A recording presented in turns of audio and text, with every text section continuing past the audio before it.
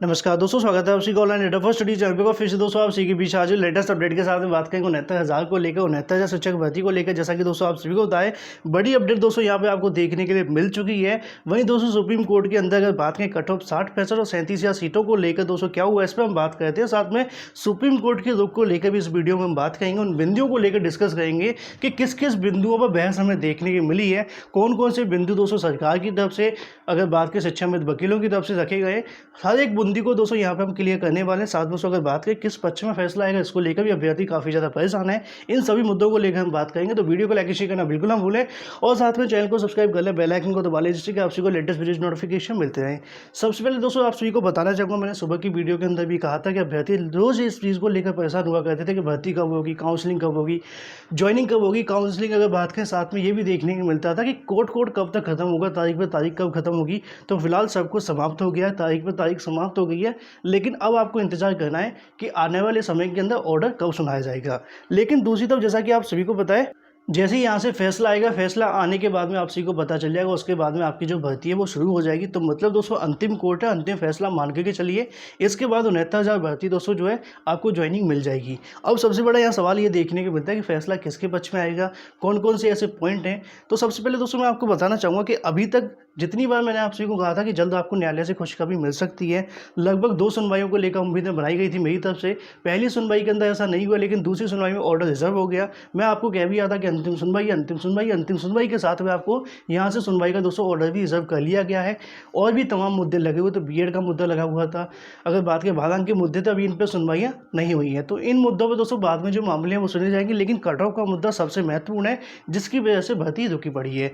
अब जैसा कि दोस्तों आप सभी को बताएं, जब आमतौर पर दोस्तों सुनवाइयाँ हमें देखने के लिए मिलती थी, उसके अंदर दोस्तों तमाम जो पॉइंट है मैं आप सभी को बताया करता था कि सरकार इस पॉइंट को लेकर बात करे, सरकार इस पॉइंट को पहले क्लियर करे कि शिक्षा में असिस्टेंट टीचर है कि नहीं है। अगर है तो जज साहब को पता है कि नहीं है, अगर नहीं पता तो क्यों नहीं पता, इस पॉइंट को क्लियर करे। 60% लगाया गया, क्यों लगाया गया, भालांक की वजह से कितना नुकसान हो रहा है, 60% ज़्यादा क्यों है, 40-45 पे इतने अभ्यर्थी पास कैसे हो रहे हैं, 68,500 के अंदर 69,000 के अंदर इतने अभ्यर्थियों को डिफरेंस कैसे देखने मिला शिक्षा मित्रों का, पास होने वालों का। तो ऐसे तमाम मुद्दों को लेकर दोस्तों मैंने आप सभी को बताया था। तो जो अभ्यर्थी इस चीज़ को लेकर परेशान है, फैसला किस पे आएगा किस पे नहीं आएगा, इसको लेकर दोस्तों संपूर्ण विश्लेषण मैं आप सभी को प्रोवाइड करूँगा। तो परेशान होने की आप सभी को बिल्कुल भी आवश्यकता नहीं है। लेकिन उससे पहले हम कवर करते हैं कोर्ट रूम के अंदर क्या हुआ है, किस किस पॉइंट को लेकर यहाँ पे बहस देखने को मिली है, क्योंकि जो कोर्ट में हुआ है उसी के आधार पर आपको जो ऑर्डर है वो देखने के लिए मिलेगा।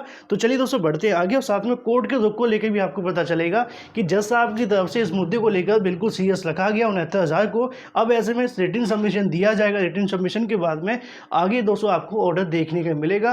तो ऑर्डर कब तक आएगा, थोड़ा सा पेशेंस रखिएगा, 1-2 हफ्ते इंतजार करिए। जो भी चीज़ें होंगी आपको सबसे पहले ऑनलाइन डेटा फर्स्ट चैनल के माध्यम से बता दी जाएंगी। तो अब हम बात करें दोस्तों पॉइंट टू पॉइंट चीज़ों को लेकर। जैसा कि दोस्तों मैंने लाइव के माध्यम से आप सभी को बता दिया था कि सरकार की तरफ से दोस्तों यहाँ पक्ष को रखना था, लेकिन जज साहब की तरफ से स्टार्टिंग में आज बोला गया था कि हम ऑर्डर को रिजर्व करेंगे। ये पहले भी बोला गया था, लेकिन हो नहीं पाया था। तो ऐसे में दोस्तों अगर बात करें, यहाँ जो पॉइंट रखे गए भाटी मैम की तरफ से रखे गए थे, सरकार की तरफ से सीनियर उपस्थित नहीं थे। लेकिन फिलहाल 69,000 का जो ऑर्डर है वो रिजर्व हो चुका है। रिजर्व को लेकर मैं आप सभी के सारे पॉइंट यहाँ पर क्लियर करूँगा, हर एक उस पॉइंट को हम बताएंगे और भी चीज़ें आप सभी के सामने स्पष्ट की जाएंगी। तो पहले दोस्तों आप सभी को बताऊँगा, मैंने तमाम बार आप सभी को समझाया था कि सरकार जब पक्ष रखेगी तो सरकार हर एक उस पॉइंट को यहाँ पे बताएगी 69,000 के अंदर, जिसकी वजह से आप सभी को ऐसा देखने के लिए मिल रहा है। जैसा कि आप सभी को बताएं कि शिक्षा में असिस्टेंट टीचर हैं कि नहीं है, हर एक पॉइंट रखा जाएगा। तो लगभग दोस्तों आज की सुनवाई के लंच के बाद क्या हुआ इसको लेकर हम बात करें, क्योंकि लंच से पहले मैंने आप सभी को काफ़ी कुछ बता दिया था।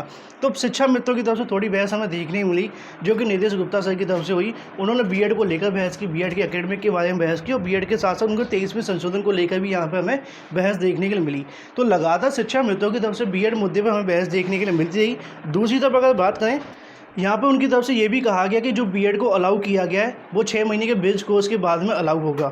तो ऐसे में इन अभ्यर्थियों की यहाँ पे कोई आवश्यकता नहीं है बीएड को बहाल कर दिया जाए, ऐसा भी पॉइंट यहाँ पे रखा गया। उसके साथ साथ जज साहब की तरफ से ये कहा गया कि बीएड को एनसीटीई की तरफ से अलाउ किया गया है। वहीं दोस्तों अगर बात करें शिखर सर की तरफ से भी यहाँ पे हमें बहस देखनी मिली, जो कि वी शिखर है, जो कि मैंने आपको बताया था एक्स सर्विसमैन की याचिका पर बहस कर रहे थे। उनकी तरफ से दोस्तों यहाँ पे कई जो पॉइंट है वो रखे गए। अगर बात करें इनकी तरफ से, जैसा कि बताया गया कि एक्स सर्विसमैन का नुकसान हुआ है 40-45 होने की वजह से इन तमाम मुद्दों को रखने के साथ साथ उनकी जो सुनवाई है मतलब बहस समाप्त हो गई। उसके बाद में नंबर आता है गुरु सर का।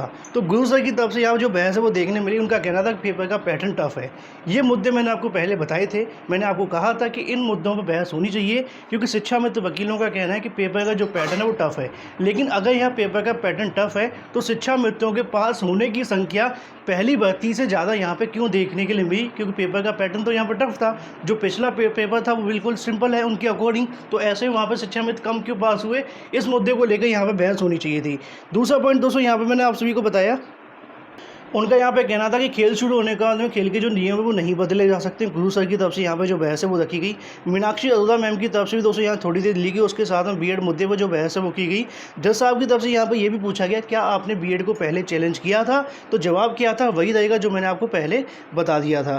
तो इसी मुद्दे के साथ दोस्तों यहाँ पर अगर बात करें 5 मिनट की बहस मीनाक्षी अरोड़ा जी की तरफ से देखने को मिली। यहाँ पर मैडम की तरफ से यही बताया कि स्टेट के एलिजिबिलिटी टेस्ट जो क्वालिफाइंग बदल दिया है, मतलब जैसा कि आप सभी को पता है क्वालिफाइंग टेस्ट में बदल दिया। जो एलिजिबिलिटी टेस्ट था उनका कहना है कि यहाँ पे क्वालिफाइंग टेस्ट बना दिया गया है।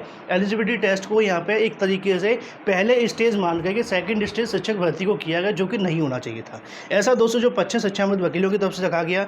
उनका यहाँ पे ये भी कहना था कि शिक्षा मित्रों को भारांक की जो लाभ दिया जा रहा है वो उनको लाभ नहीं मिल पा रहा है क्योंकि कट ऑफ ज़्यादा है। ऐसा दोस्तों कई जगह पर हमें देखने के लिए मिला। उनका ये भी कहना था कि जो शिक्षा में 10 साल से बड़ा है उनको यहाँ पे एक फ्रेश अभ्यर्थी के साथ में 60-65 कट ऑफ सही नहीं है, ऐसा नहीं होना चाहिए। ये भी दोस्तों हमें यहाँ पर देखने मिला। उसी के साथ में 22वें संशोधन को लेकर बहस हमें देखने को मिली। कुछ कॉलम्स को लेकर भी यहाँ पर बहस देखने मिली। रूल को लेकर बहस देखने मिली। उसके बाद में दोस्तों नंबर आता है तुलसी सर का, जिनकी तरफ से यहाँ पर कहा गया कि कट ऑफ ज़्यादा होने की वजह से शिक्षा मित्रों के पास होने की संख्या काफ़ी ज़्यादा कम हो गई है, क्योंकि पिछली भर्ती के अंदर कट ऑफ 40-45 था। लगभग वही पॉइंट यहाँ पर तुलसी सर की तरफ से कट ऑफ को लेकर काफ़ी देखने मिले। अब हम सरकार को लेकर बात करेंगे। छोटे से पॉइंट हो दोस्तों यहाँ पर देखने मिले। कट ऑफ के अधिकार को लेकर बात की गई। उनका ये भी कहा गया कि जो 2x1 रूल है उसके आधार पर कट ऑफ लगा तो सकते हैं, लेकिन कभी भी लगा सकते हैं। इसको लेकर यहाँ बहस हमें देखने की मिली शिक्षा मित्र वकीलों की तरफ से। और उसके बाद दोस्तों यहाँ पर जो मुद्दा आता है वो आता है दोस्तों आप सभी के सामने सबसे बड़ा भाटी मैम का। जैसा कि मैंने आप सभी को स्टार्टिंग बताया कि यहाँ पर सीनियर उपस्थित नहीं थे, तो ऐश्वर्या भाटी मैम की तरफ से बहस यहाँ पे हमें देखने के लिए मिली। तो जैसा कि मैं हमेशा से आप सभी को समझाता आ रहा था कि यहाँ पे सबसे पहला जो पॉइंट क्लियर होगा वो यही होगा कि जो शिक्षा मित्र हैं वो एज ए असिस्टेंट टीचर पद पर नहीं है। इसी पॉइंट को यहाँ पे क्लियर किया गया। उनका यहाँ पे कहना था कि जो शिक्षा मित्र यहाँ पे हमने रखे हुए हैं, मतलब अगर स्टेट के अंदर शिक्षा मित्र जो कार्यरत हैं वो फिलहाल सहायक अध्यापक में नहीं है, वो सहायक अध्यापकों के सहयोगी के रूप में काम पर रखे जा रहे हैं। साथ में उन्होंने एक और पॉइंट यहाँ पर रखा शिक्षा मित्रों के बारे में कि जो शिक्षा मित्र आज असिस्टेंट टीचर की तरह काम नहीं कर रहे हैं, वह सिर्फ एक अनुबंध पर नियुक्ति व्यक्ति की तरह है। मतलब उनको यहाँ पे कॉन्ट्रैक्ट के तौर पर रखा गया है कि भाई यहाँ पे आपको इसलिए रखा है बस आप असिस्टेंट टीचर के पद पे काम कर तो रहे, लेकिन असिस्टेंट टीचर की पोस्ट पर नहीं है। इस पॉइंट को यहाँ पे क्लियर किया गया। जो पॉइंट मैंने आपको कई बार बताया था कि सबसे पहले सरकार जब बहस शुरू करेगी तो इस पॉइंट से शुरू करेगी, क्योंकि ये मुद्दा 37 या 339 का है। ठीक है। उसके बाद में यहाँ पे बताया गया कि शिक्षा मित्रों के पास होने वालों की संख्या यहाँ पे लगभग 8000 है। दूसरी तरफ उन्होंने ये भी कहा कि इसमें 45 शिक्षा मित्र पास हुए थे। 68,500 के अंदर शिक्षा मित्र जो बैठे थे उसके अकॉर्डिंग यहाँ पे 1000 शिक्षा मित्र पास भी हो रहे हैं, मतलब कि ज़्यादा पास हो रहे हैं। दूसरी तरफ यहाँ पे ये भी समझाया गया कि पेपर का पैटर्न यहाँ पे इतना सिंपल था, इस वजह से शिक्षा मित्र यहाँ पे 1000 और ज़्यादा पास हो गए अगर बात करें 68,500 के अकॉर्डिंग।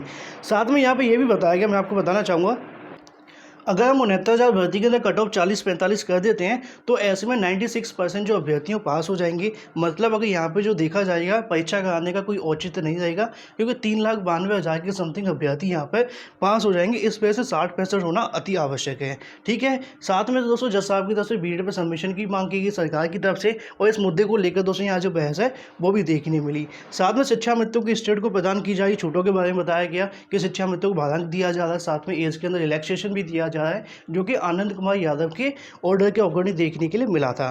तमाम मुद्दों को लेकर दोस्तों यहाँ पे जो बहस है वो देखने के लिए मिली थी। लेकिन दूसरी तरफ दोस्तों अगर बात करें ATRE, मतलब दोस्तों जैसा कि आपको पता 68,500 की परीक्षा 69,000 की परीक्षा के पैटर्न को बताया गया, और यहाँ पे 69,000 पैटर्न को सिंपल बताने की जो कोशिश है वो सरकार की तरफ से की। उसी के आधार पर यहाँ पे ये भी समझाया कि शिक्षा मित्र पास होने का जो आंकड़ा है वो अगर बात करें पिछली भर्ती के अकॉर्डिंग यहाँ पे बढ़ गया है।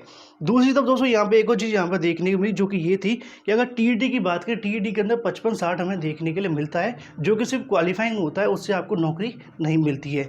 लेकिन दूसरी तरफ अगर बात करें यहाँ पर 69,000 के अंदर 4 लाख अभ्यर्थियों ने पार्टिसिपेट किया था, तो ऐसे में यहाँ पे 5% कट ऑफ बढ़ा करके रख दिया गया, जिससे कि हमें बेस्ट से बेस्ट अभ्यर्थी मिल पाए।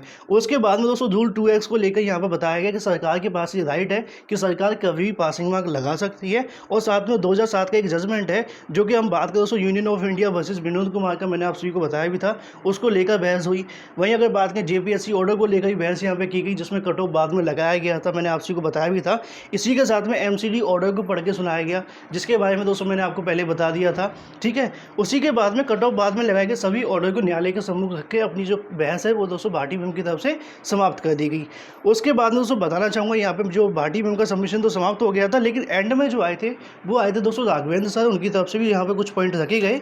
उसके बाद में दोस्तों जैसा कि आप सभी को था, सबसे ज़्यादा अभ्यर्थी परेशान थे आज की सुनवाई के अंदर सालवे सर को लेकर कि आए हैं कि नहीं आए हैं। तो सालवे सर ने यहाँ पे जो बहस है वो रखी, उनकी तरफ से यहाँ पे ये कहा गया, उनका यहाँ पे कहना था कि यहाँ पे जो कट ऑफ बढ़ाया गया है उसको बढ़ाने से कोई सुनामी नहीं आ गई है, क्योंकि यहाँ शिक्षा मित्रों के पास होने की संख्या पिछली भर्ती के अकॉर्डिंग ज़्यादा देखने के लिए मिली है। तो ऐसे में दोस्तों अगर मैं आपको एक चीज़ बताना चाहूँ, कुछ अभ्यर्थी इसलिए परेशान थे कि यहाँ पर समय कम दिया गया, जज साहब की तरफ से ही समय कम दिया गया है, क्योंकि 15 मिनट का समय दिया गया था सभी थर्ड पार्टी अभ्यर्थियों को, वकीलों को सुनने के लिए। और साथ में ये भी कहा गया कि 3 दिन के अंदर रिटन आर्गूमेंट दे सकते हैं। तो अभी रिटन आर्गूमेंट दिए जाएंगे 3 दिन के बाद में, फिर ऑर्डर के बाद आपको जो मामला है वो देखने के लिए मिलेगा।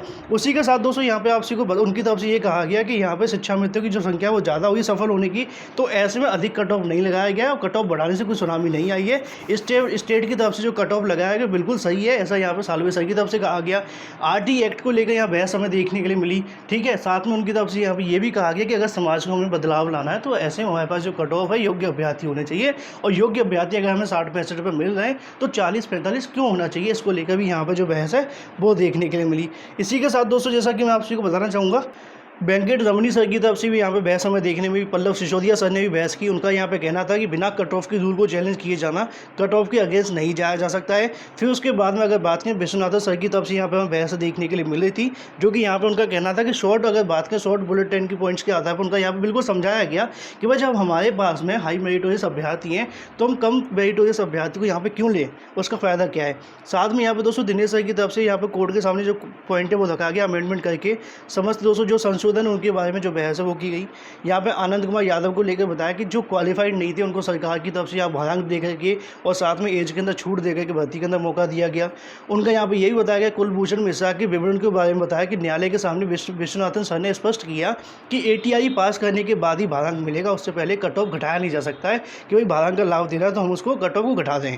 साथ में उनका ये भी कहना था कि हमें बेस्ट से बेस्ट अभ्यर्थी लेने हैं, तो ऐसे में शॉर्ट लिस्ट करने के लिए, फिल्टर करने के लिए कट ऑफ ज़्यादा रखना पड़ेगा, और ये एग्जाम कंडक्टिंग अथॉरिटी के फ्री हैंड होना चाहिए, ये उसी के हाथ में होना चाहिए वो कट ऑफ कितना। साथ में यहाँ पे एक और चीज़ हमें देखने मिली, उनका कहना था कि सबको अच्छे से अच्छे अभ्यर्थी का सिलेक्शन होना चाहिए और यही सबकी मंशा होनी चाहिए, यही हमारी मंशा है और ऐसा होना भी चाहिए। साथ में उनका ये भी कहना था कि 60% जब इसी परीक्षा में जुड़ना तय है तो फिर किसी अभ्यर्थी को बहाना कट ऑफ से पहले होता है या ज़्यादा होता है या ज़्यादा मेहनत कर लेते, या फिर पहले पता चलने से ज़्यादा नंबर लेकर के आ जाते या बाद में पता चलने के बाद में कम नंबर लेकर के आए हैं, ऐसा तो बिल्कुल किसी के साथ में नहीं हुआ है। कहना ऐसा उचित भी नहीं होगा, विश्वनाथन सर की तरफ से कहा गया। 40-45 में केवल शिक्षा मित्रों के लिए प्रॉब्लम है। अगर बात करें BEd BDC जो अभ्यर्थी हैं उनकी तरफ से भी यहाँ पर जो बहस है वो भी रखी गई थी। साथ में दोस्तों इसी के साथ अगर हम बात करें ऑब्जेक्टिव और सब्जेक्टिव को लेकर भी बहस हमें यहाँ पे देखने के लिए विश्वनाथन सर की तरफ से, उनका यहाँ पे ये भी कहना था अकॉर्डिंग टू लॉ सभी पेटिशन को यहाँ पर डिसमिस कर देना चाहिए। जो कट ऑफ लगाया गया 60 में से बिल्कुल ठीक है, इसमें कोई बदलाव की आवश्यकता नहीं है, इसको लेकर यहाँ पर हमें बहस देखने मिली। उसी के साथ में यहाँ पर दोस्तों AG साहब ने बहस थोड़ी सी की, बहस होने के बाद में यहाँ पर दोस्तों अगर बात की जो कोर्ट का मतलब जो कोर्ट उठ गई थी कि कोर्ट के पास आज समय कम था, क्योंकि आपको पता लगभग 4.5 से ज़्यादा सुनवाई देखने के लिए मिली है। उसी के साथ ये भी कह दिया गया है कि 3 दिन के अंदर सबमिशन फाइल का रिटर्न, उसके साथ में आपको ऑर्डर देखने के लिए मिलेगा। तो फिलहाल जजमेंट रिजर्व हो चुका है। इस मुद्दों को लेकर दोस्तों मैं आप सभी के सामने पूरा विश्लेषण लेकर के आऊँगा। ये तो दोस्तों जाता है आज की सुनवाई के अंदर क्या क्या हुआ है। जल्द हाजिर होंगे दोस्तों आप सभी के बीच में एक विश्लेषण को लेकर कि आज कौन कौन सी मुद्दे पर किसका पलड़ा भारी रहा है, क्या क्या देखने मिला है। तो वीडियो को लाइक शेयर करना बिल्कुल ना भूलें और साथ में चैनल को सब्सक्राइब कर लें, बेल आइकन को दबा लें, जिससे कि आप सभी को लेटेस्ट वीडियोज नोटिफिकेशन मिलते हैं। So guys thank you for watching this video.